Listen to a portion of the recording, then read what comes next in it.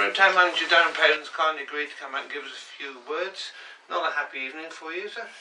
No, obviously disappointing because first half there was only one team in it, and we didn't capitalise when we had the opportunity. We had 4 or 5 great opportunities to have scored, and also we feel very aggrieved with 2 major decisions, and we do feel strongly that the officials have also cost us the game tonight as well.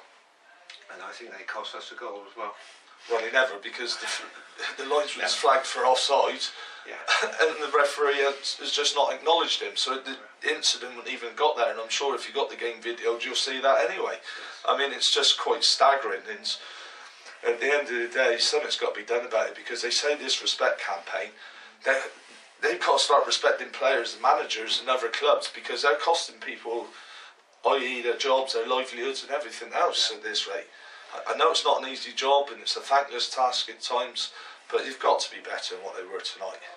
Well, I did ask the referee just now, like you did I'm sure, what about that incident, and from where we were looking, the linesman had his flag up for a long time for an offside, then put it down, and then incredibly, when the ball went in there, he signalled a goal. And I think it's perhaps your intervention and some of your players that made him go and have a chat. Well, there you go. But I mean, the referees then came over to our dugout and said that his bleeper on the arm wasn't working, and he didn't realise.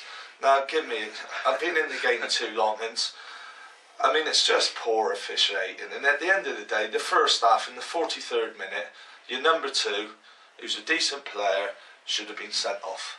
And I mean, he's got cautioned in the 42nd minute. A minute later, he skived down Ballinger. Bad tackle. Everybody knew he was going to be sent off. Didn't send him off. And then within a minute, you've gone up the other end and scored. And surprise, surprise, Steve Riley, obviously your manager, who's a good, experienced manager, a nice man, takes the number 2 off at half-time. Now, I wonder why. Good decision.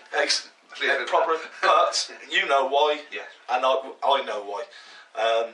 But credit to Tottenham in the second half. Once they got the second goal, they obviously kept the ball very well, but it should never have got to that. Quite frankly, the lift that the goal gave Tottenham changed their game altogether, because actually the first goal was against the run of play, as you say. Oh, it was one-way traffic. It was one-way traffic, but we've also got ourselves to blame, because we haven't hit the target enough and weren't the goalkeeper enough.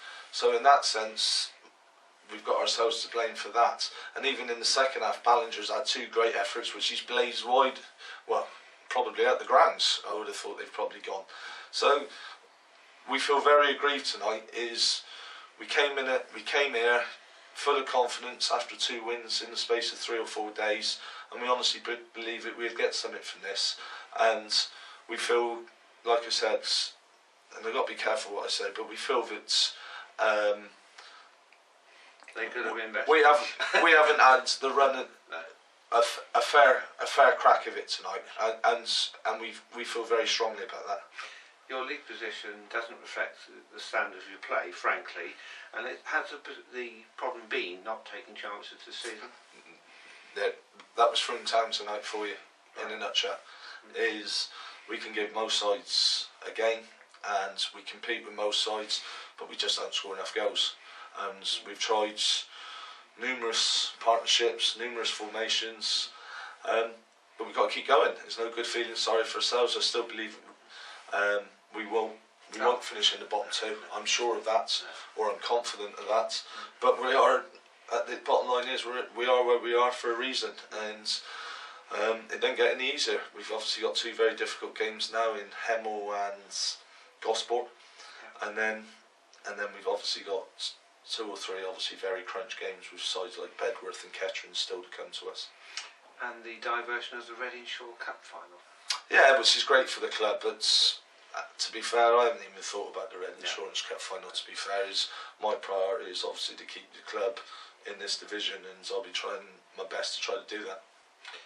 All the best in that, Dan. Thank you very much. You're welcome, Alec. Not a problem. Thank you very much. Cheers.